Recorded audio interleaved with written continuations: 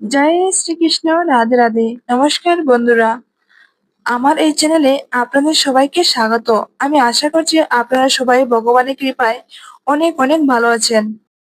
বন্ধুরা, আজকে এমন একটি মন্ত্রের কথা বলবো, যে মন্ত্রটি যে ব্যক্তি একবার শুনে নেবে তার জীবনে আর কোনো সমস্যাই থাকবে না। এই মন্ত্রটি যদি আপনি একবার শুনে নিতে পারেন, তাহলে আপনার জীবন খুবই সহজ হয়ে যাবে। সুপ্রিয় দর্শক বন্ধুরা, ভগবান গণেশজিকে সংকট মোচন ও বিঘ্নহর্তা বলা হয়ে থাকে। এই কারণে জীবনে কখনো বাধা আসলে ভগবান গণেশজির আরাধনা করা খুবই প্রয়োজন। বিশেষ করে ভগবান গণেশের যে মন্ত্র আছে, সেই মন্ত্রে অদ্ভুত এক চমৎকারী শক্তি আছে। আমি মানছি যে আপনারা নিষ্ঠা সহকারে নিত্য পুজো ও পাঠ করে থাকেন, কিন্তু কিছু বিশেষ মন্ত্র আছে যা পুজো আরাধনা করার সাথে সাথে শ্রবণ করলে তা আপনার জীবনের সমস্ত রকমের সমস্যাকে দূর করে দিবে। মনোবাঞ্ছিত ফল প্রাপ্তির জন্য এই মন্ত্রটি আপনি বারবার জপ করতে পারেন এবং শুনতেও পারেন। এই মন্ত্রের সুফল আপনি অতি অবশ্যই পাবেনই পাবেন। আর এই মন্ত্রটি ভগবান গণেশের খুবই পছন্দের, এবং সপ্তাহের প্রতি বুধবার আপনি যদি এই মন্ত্র পাঠ করতে পারেন বা শ্রবণ করতে পারেন, তাহলে আপনার জীবনে নানান রকমের সমস্যা, বিশেষ করে আর্থিক সমস্যা, এইগুলির সমাধান নিজেরাই করতে পারবেন। বন্ধুরা, কথায় বলে ভগবান গণেশজির পূজা আরাধনা করলে একদিকে যেমন দুর্ভাগ্য কেটে যায়, তেমনি কোনো শুভ কাজ শুরু করার আগে যদি ভগবান গণেশকে দান দুব্বা দিয়ে সন্তুষ্ট করেন এবং তারপর যদি কাজ শুরু করেন, তাহলে সেই কাজে খুব সহজেই সাফল্য পাওয়া যায়। হতে পারে এটা কোনো ব্যবসা শুরু করার আগে বা অন্য কোনো শুভ কাজ শুরু করার আগে।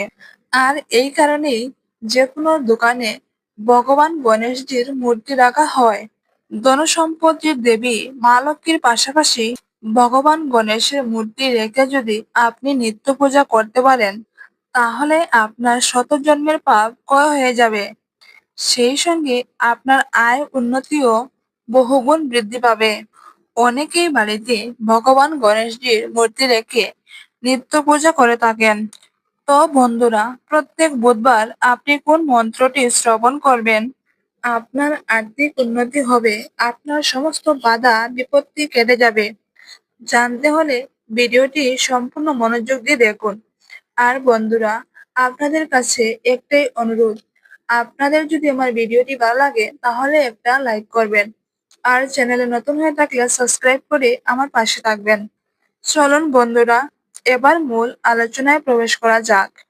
সুপ্রিয় দর্শক বন্ধুরা, হিন্দু ধর্মে বিশ্বাস অনুসারে বুধবার হলো ভগবান গণেশজির প্রতীক।